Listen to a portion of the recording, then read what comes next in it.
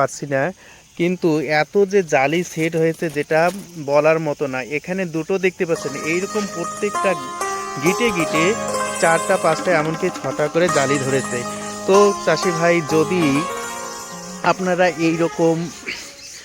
এইরকম যদি আশাপূর্ণ যদি খেতে ফসল ফলাতে চান, তো আপনারা এই চ্যানেলের সঙ্গে যুক্ত থাকবেন। এরপর আপনাদেরকে আমি দেখাচ্ছি যে শশা চাষের পর আমি কি চাষ করেছি, সেটা আপনাদেরকে দেখাবো ইনশাআল্লাহ।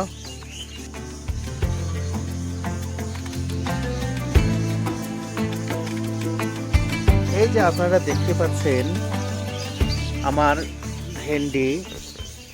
ভেন্ডি চাষ খুব সুন্দর আকার ধারণ করেছে। হ্যাঁ, খুব সুন্দর আকার ধারণ করেছে। আমরা গতকালকে আমি কিছু ভেন্ডি উৎপাদন করেছিলাম বাড়িতে খাওয়ার জন্য।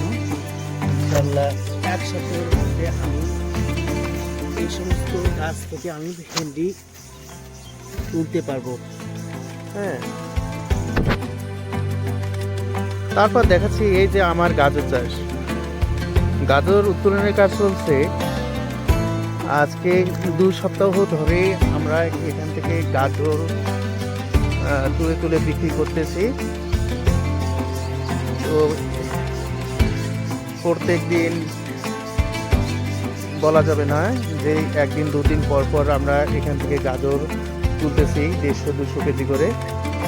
অনেকটা গাজর তোলা হয়ে গেছে, প্রায় 6 কুইন্টালের মতো, 5-6 কুইন্টালের মতো গাজর। এরপর দেখতে পাচ্ছেন যে আগাম বেগুন চাষ করার জন্য আমি এই যে বেগুনের চারা এখানে করেছি।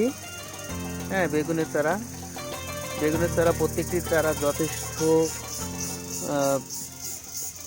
বড় হয়েছে, এগুলো লাগার উপযুক্ত হয়েছে। কিন্তু গতকালকে বৃষ্টি হয়েছিল এবং আজকে বৃষ্টি হওয়ার কারণে আমরা কোনো রকমের প্রস্তুতি নিতে পারছি না যে কবে এগুলো লাগাবো। যতক্ষণ না পর্যন্ত আমাদের জমি তৈরির কাজটা হচ্ছে, হ্যাঁ, ততক্ষণ পর্যন্ত এগুলো সিদ্ধান্ত নিতে পারছি না।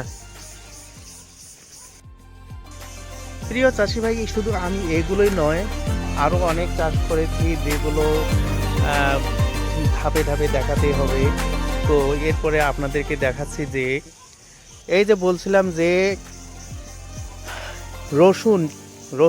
রসুন চাষ করেছি আমি।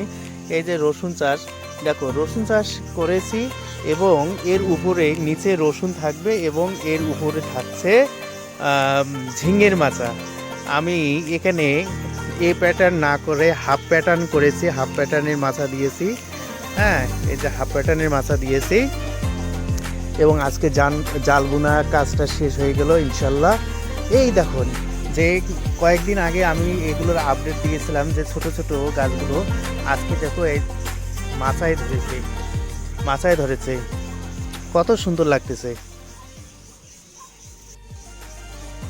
প্রত্যেকটা ঝিঙে গাছ যথেষ্ট বড় হয়েছে এবং জালি সেট হতে চলেছে 2-1টা করে। হ্যাঁ, প্রত্যেকটা গাছে।